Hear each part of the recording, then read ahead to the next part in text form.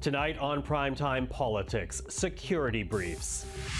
I read everything that is put in front of me. Was the Prime Minister properly briefed, or did Justin Trudeau fail to inform himself of potential foreign interference? Our weekly journalist panel will examine the revelations made this week at the Oak Commission and the criticism now being hurled at the Prime Minister. Also, I find it problematic that the Liberals have set up a divisive system. with that comment and the NDP support for a carbon pricing First Minister Summit, is the party singing a different tune on a key environmental policy? And no, thank you. We don't need your policy advice on school lunch programs, on pharmacare, on dental care. we'll speak to the Alberta Premier about her bill that tells Ottawa to stay out of her backyard. This is Primetime Politics. Hello, everyone. I'm Michael Serapio. The Conservative leader took direct aim at the Prime Minister Thursday night, criticizing Justin Trudeau for testimony given at the Foreign Interference Inquiry, in which the Prime Minister said an in-person briefing is what he relies on for priority issues. The Prime Minister was asked why he didn't do anything about this interference, even though he was warned in briefing notes, is that he doesn't read briefing notes. Now, we often don't believe the things that this guy says, but I think that most Canadians would believe that defense. But the Prime Minister has pushed back on that criticism. Take a listen to what Justin Trudeau said during a housing announcement in Vaughan, Ontario. I read everything that is put in front of me. A Prime Minister takes in massive amounts of information and reads massive amounts of documents. I expect anything that is of particular high importance or relevance to be elevated, and that's what happens. Well, joining us now is our weekly journalist panel. Robert Fife is the Ottawa Bureau Chief for the Globe and Mail, Tonda MacCharles, the Ottawa Bureau Chief for the Toronto Star, and Joël-Denis Bellavance, the Ottawa Bureau Chief for La Presse. Hello to the three of you. Thanks for having us. So listen, let's start with these briefing notes, right? You know, the Prime Minister today, I guess clarifying his earlier testimony, because he says he reads everything but still does rely on in-person briefings to emphasize anything of importance, or at least what security officials think are important. It has opened him up to criticism, Bob, but when you think about it, the Prime Minister does have to be on top of several files. Is that so wrong? Look, what's going on here is the Prime Minister's trying to dodge a political bullet aimed at him that he was warned by CSIS in some documents that China had interfered in the 2019 and 2020 elections clandestinely and deceptively, and there was a whole range of issues of how they did this. And at the inquiry, he said, well, you know, this October document, I didn't see it. I prefer my briefings to be oral, and the CSIS director never told me that. But then we heard from the CSIS director today, which, no, I didn't tell him in that specific briefing because we were dealing with very specific foreign interference problems. I don't know exactly what it was, but he said, look, I've told him this many occasions. Not only did I tell him about China being involved in both elections campaigns, I told him that we're falling behind our allies in countermeasures against foreign interference. And I told him that, you know, there was a disinformation campaign believed to be orchestrated by China against Aaron O'Toole, the Conservative leader at the time, and another MP called Kenny Chu. So he said it all. And I think the Prime Minister, in trying to skate around the testimony on Wednesday, has landed himself in a lot of trouble today. In fact, he even questioned the integrity and the intelligence of CSIS, and at the end of his testimony, the CSIS director said, by the way, the people who work for me are professional. They do very good work. Mm-hmm. Well, and I'll get to that in a second, but first and foremost, on the Prime Minister essentially saying, yeah, I read everything now, and this is what we heard. What's your reaction to it?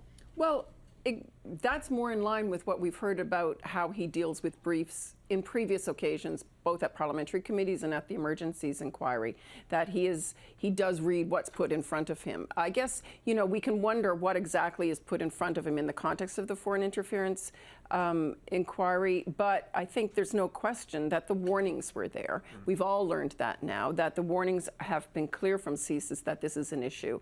And I think it's still very much, I think, an issue at play as to how exactly the government has acted on some of the specifics, a lot of which we still don't know, right? A lot of this is still in classified documents and in briefings. So I'm hoping that we get a clearer picture of how they specifically responded to specific warnings. Right now, we don't have a clear picture of that. My takeaway from the last couple of weeks is, you know, I wonder if we have the right warning systems in place and if they act quickly enough to alert political parties and the public. And I also wonder if the political parties themselves, you know, in assuming that they know more about the electoral system and what is or isn't interference, are really taking it seriously enough. Perhaps, maybe if they think that CSIS doesn't understand how a nominations process works, well, bring them in and explain it. Show their work. Stop telling them, show it. Yeah, Joël-Denis? Well, coming back to the files, whether the Prime Minister reads them or not, every Prime Minister has his own style. Like, I mean, Jean Chrétien demanded that a briefing note be on one page only so he could read it, whereas Stephen Harper would read everything on everything. Including equalization payments. He would have a big file like this. He would read them all. Paul Martin, remember Paul Martin would like quiz all the bureaucrats over everything for hours on end. Yeah, and so Mr. Trudeau has obviously his own style. I'm sure he's kept informed of everything. So is there some kind of plausible deniability in this file? Well, who knows? But I am very happy that the last person who was on the stand in the commission for this part of the work was David Vigneault, because he did call back he called back to clarify some things, but he did put things in a very broader perspective, and I think I understand better now how it works and how it did work thanks to that testimony. But a few takeaways on my part. First of all, I think that Mr. Vigneault underlined the case that the foreign interference from China has been evolving. 2019, it was only a Liberal nomination contest that was, apparently mixed with some interference activities, whereas in 2021, it was a whole campaign of disinformation targeting Tory candidates in 2021. What will it be in 2025?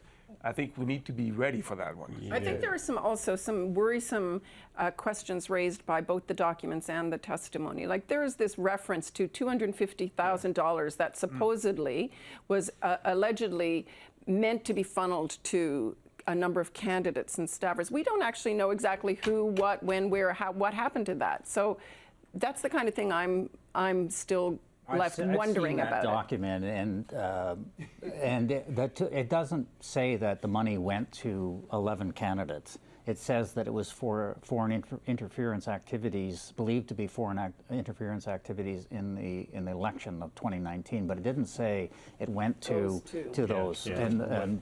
But I think the Prime Minister and the Liberal Party would have a much different perspective on this if they were the ones who were being targeted in 2021. I think they would be really saying, we've got to deal with this and deal with this substantively with countermeasures, and we think that CSIS has done a great job. But because it's the Conservatives, he seems to be saying, well, they lost the election. They're a bunch of sore losers. Some of the CSIS intelligence on this is not accurate. The diplomats Chinese diplomats who overheard saying that they helped defeat Kenny Chiu, oh, well, they're just bragging. There's no evidence that they actually did this. So he's really, really trying to downplay this. I'm sure he wouldn't feel that same way if China was targeting Liberals. Well, let me actually, because I do want to move on here, if it's okay, because it does pick up this point of the tension that we saw in terms of how the PMO treats intelligence briefings from CSIS, because the Prime Minister said himself, it's his job to question the intelligence that's being given to him. It's true, because we had cases in the past where secret documents or secret information led to their arrest or transfer, like Maher Arar. That's a case where false information was transferred to U.S. that led to the imprisonment of Mr. Arar in Syria. But still, the current situation is the result of CSIS yelling in the desert for so long. Nobody is listening. Crier dans le désert, that's the French expression. So that's, I think CSIS was tired of yelling in the desert. And that's why we're up to this kind of commission. They said it's time to take this issue seriously. And thank goodness we have this commission because we've learned a lot about it. And I'm hoping that political actors will also learn a lot about this. Yeah, what would you say to that tension? Yeah, no, I think that there is a tension there, and I think that it's legit for the government to ask for specifics and whether intelligence is backed up. I have no problem with a challenge function of an intelligence service or of a police service, but you know, in many cases, you know, the question becomes: is it political direction? Is it political or deliberate political? Turning aside or turning away or dismissing of the intelligence. I think that's the issue here, right? And I don't have the answer to that yet. Yeah. Quickly to you before we switch topics. Oh, I agree that the Prime Minister is right to say that, you know, intelligence should be challenged. I mean, absolutely. But the problem with this is that, as we've all seen from the inquiry, is a lot of information, pretty detailed about what China was up to. That's not really to be questioned. Okay. Well, of course, the inquiry, the public part's wrapped, but the inquiry itself still doesn't work. We'll keep covering this. I do want to talk about the NDP and the carbon tax, though. You smile. We'll get. Well, let's get people in on this, because we heard a speech from Jagmeet Singh, which seems to imply that they don't believe in the consumer part of the carbon tax anymore. Take a listen to Jagmeet Singh, followed by the Prime Minister. And it can't be done by letting working people, by letting working families bear the cost of climate change while big polluters make bigger and bigger profits. So I don't entirely understand the position of the NDP in pulling back both from affordability measures and from the fight against climate change. And affordability, because the carbon tax is, as Liberals say, really a carbon rebate for people to have money at home. But the NDP, the party itself, is pushing back on this idea that they don't believe in the consumer tax anymore. I'll get you to pick that one up, because I know that we've been talking about this before we came on camera. Yeah. Look, here's the thing. This week, the NDP did two things. They voted in favor of a Conservative motion to bring all the premiers, most of which oppose a carbon tax and want the whole consumer carbon price scheme dropped. The NDP supported that. And when asked to explain their vote, they started talking about alternatives. And then the leader gave a big speech yesterday where he put his emphasis on the need to basically make industrial heavy emitters pay the bulk of this. And when we pressed them about what does that mean you don't support a consumer carbon price, they were unable to explain their position. And they have continued today to sort of say, our position hasn't changed, but what does that mean? Does that mean they support a consumer carbon price levy along with the rebate? We don't get a clear answer from them. The emphasis this week has been from this party on industrial emitters, and that a consumer carbon price levy, to quote their critic, is not the be-all and end-all. So what are we to understand? At least we can understand that they don't think it's a necessary part of a plan, that the bigger piece is the industrial emitters. And then the other concern that they've emphasized yesterday and today is the need not to make ordinary Canadians deal with the great affordability burden they see the carbon tax as being. So what are we to conclude? Frankly, I'm with the Prime Minister. I don't completely understand where they stand on it now, but they've certainly raised questions about their support for a consumer carbon price levy. Yeah, I think we can explain the politics of it, though. Yeah. They're getting killed. Well, that is an interesting part of it. Getting killed. We all get the politics. You know, the Conservative leader, Pierre Poilievre, has been in those NDP ridings, and there are lots of people showing up at these events, and he is really going hard on the tax.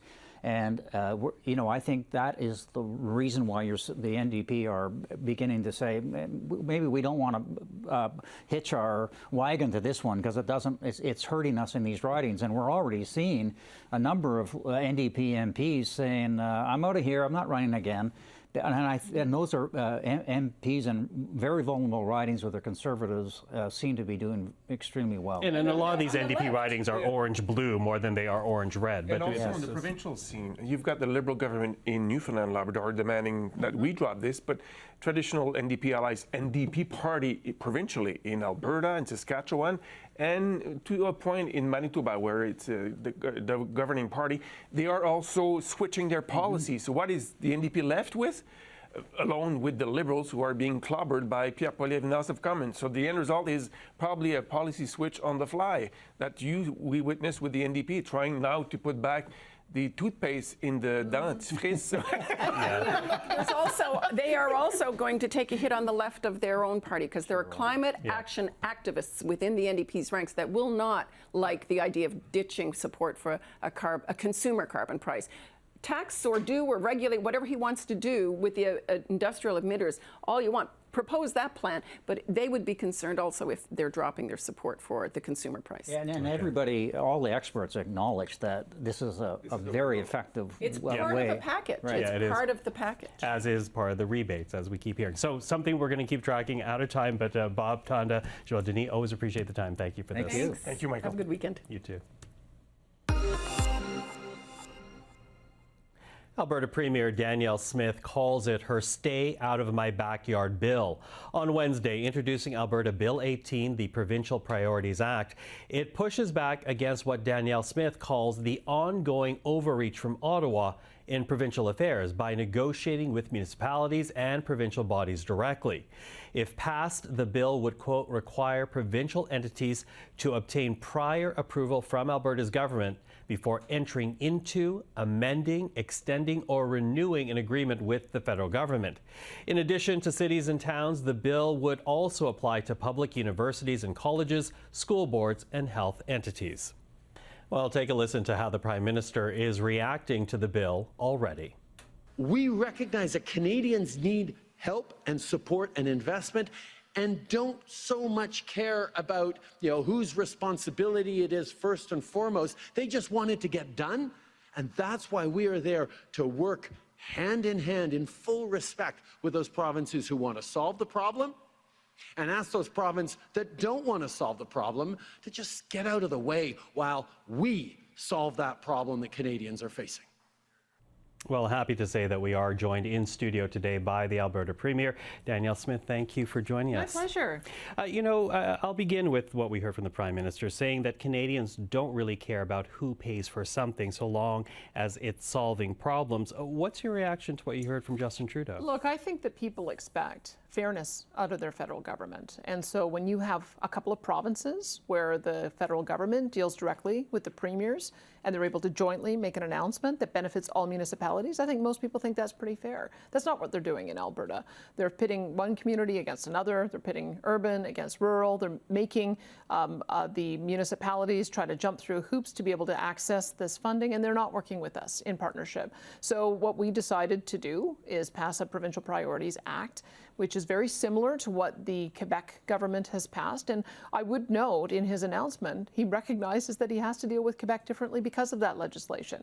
And what we're asserting is he needs to deal with us in a respectful way because we're getting shortchanged, our municipalities are getting left out, and it's simply not fair. Okay, except when you mention municipalities, Jody Gondek, the mayor of Calgary, she's already said basically that her city needs investment. And this is money that's on the table right now. So if there's a project that has to be done, and someone's willing to pay for it, why not just allow the city, it might be an exception, but a city like Calgary, which needs investment, to actually get it from the federal government? Well, I would say that Quebec had the most effective way because they were the very first to get an agreement all the way back in November.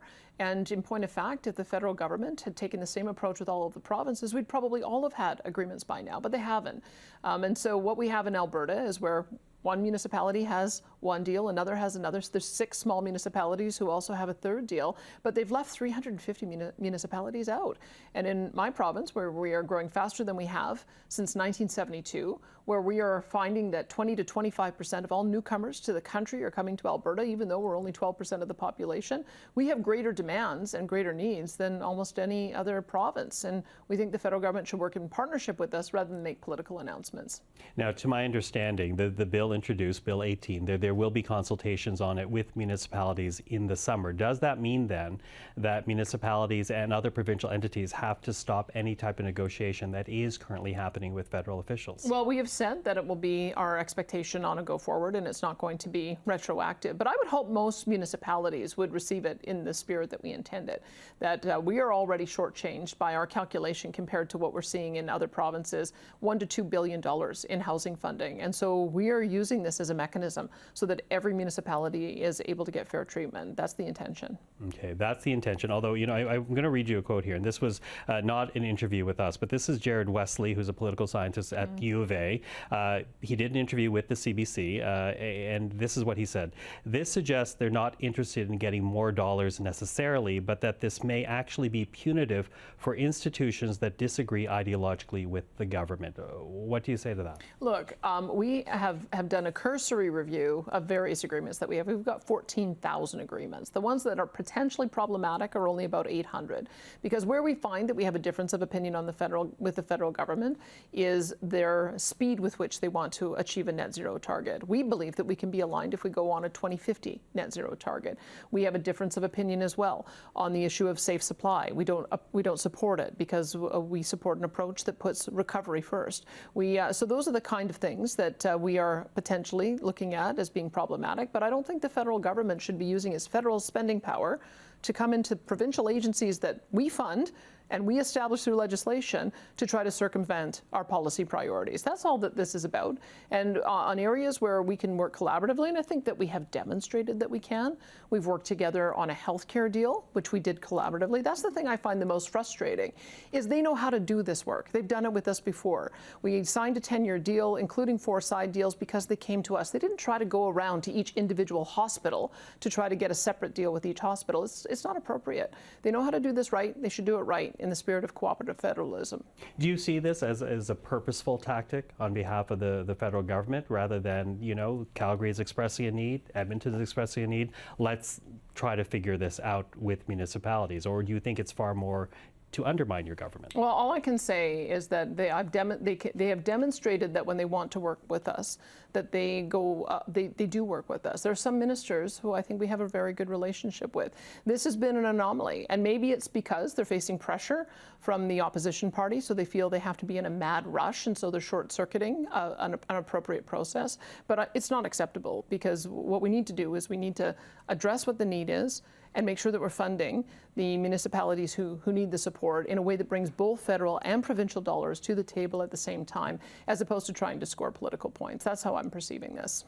Okay, if it is a time frame crunch for the federal government, as you know, one potential that you suggest, are you willing to work with the federal government on an expedited time frame in order to meet their own goals? Well, look, I've told my Seniors, Community and Social Services Minister, who is responsible for housing, to do whatever we can to accelerate housing. As I said, I mean, we have had 200,000 people increase our population over the last year. We're getting 20 to 25% of the Ukrainian evacuees have been coming to our province. This is a dire need for us as well in Alberta, and so we are doing everything we can to reduce red tape, to identify specific projects that will accelerate housing. And it would just be really nice, knowing that we're doing all this work, to have the federal government working in sync with us as a partner, as opposed to working at cross purposes.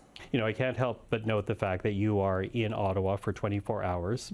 At the same time, the Prime Minister and the Housing Minister and the Deputy Prime Minister, all of whom were in Vaughan, Ontario, so a good 4.5-hour drive from the nation's capital. Did you try to coordinate some type of meeting to actually have a discussion with them face-to-face about your concerns? I do always, when I come to Ottawa, reach out to ministers to see if we can meet. This time around, I did want to meet with Mark Miller because, as I mentioned, we've got a very serious issue with making sure that we have enough spaces in our provincial nominee program for newcomers from Ukraine to be able to use that program. We haven't had much success on that. So I do reach out to ministers every time I come here, hoping to be able to meet with them. We just weren't able to do that this time. Mm-hmm.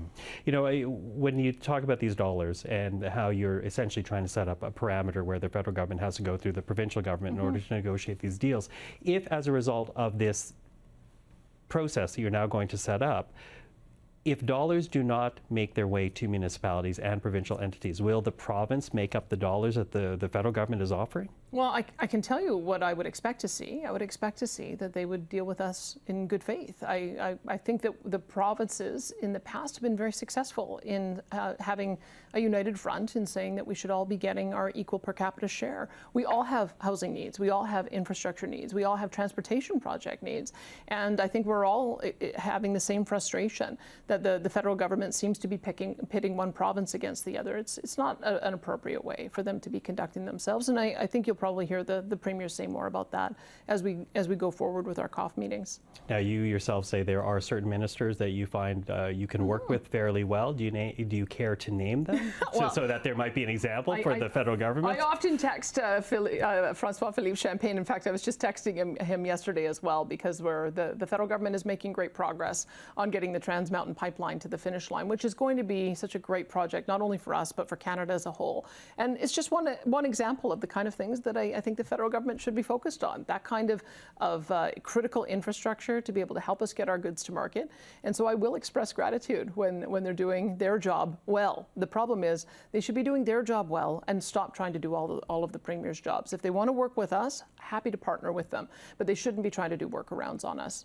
You know, so much of a relationship is about the relationship at the top. I'm wondering how you would describe your relationship with the Prime Minister right now, what you want to see, or how you want to see that relationship develop. You know, I've had a number of occasions to talk with him. When I find it especially urgent, I make sure to reach out and have a meeting or a phone call. But at the moment, I would say that what all the premiers are looking for is a First Ministers Conference. We haven't had one where we get together as premiers with the Prime Minister at the table to talk about our key issues.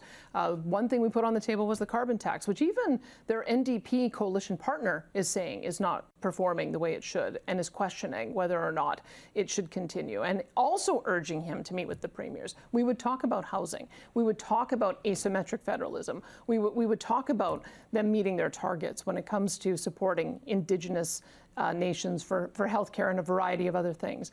And so I would say at the moment, what I'd like to see is a First Ministers Conference, so all of us together can have this conversation about how our relationship should work. Okay. Well, you didn't answer the question, but I'm out of time. But I'm going to pick it up again another time. But until then, Premier Danielle Smith, I always appreciate the time. Thank you. Take care. And that is our program for this weekend. I'm Michael Serapio. For everyone here at CPAC, thank you for watching. We'll see you on the next Primetime Politics.